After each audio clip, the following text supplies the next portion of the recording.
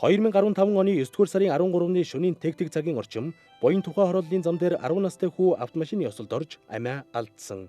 Гарцгүй газраар замын хөдөлгөөнд оролцсон учраас хүүгийн буруу гэж тогтоон хэргийг хэрэгсэхгүй болгох шийдвэрийг Тээврийн прокурорын газрын прокурор гаргасан. Замын хөдөлгөөнд оролцохдоо бусдын амь насыг санамсар болгоомжгүйгээр хохироосон бол эрүүгийн хуулийн 215-ын 3-т зааснаар 5 жил хүртэлх хугацаагаар хорих ял шийтгэн. Монгол улсын үндсэн хуулийн 16-гийн 1 амьд явах эрхтэй.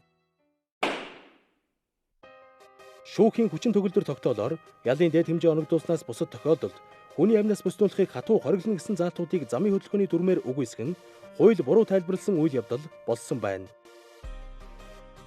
Захиргааны хариуцлагын тухай хуулийн 8-1 зөрчил үйлдэх үед 16 наснд хүрсэн Монгол улсын иргэн тус улсын нутаг дэвсгэр захиргааны зөрчил гаргасан гадаадын иргэн болон гарьяалалгүй хүнд захиргааны хариуцлага хүлээлгэнэ гэснээр 10 настай хүүхэд замын хөдөлгөөний дүрмийг биелүүлэх үүрэггүй гэдэг нь нотлогдож байна.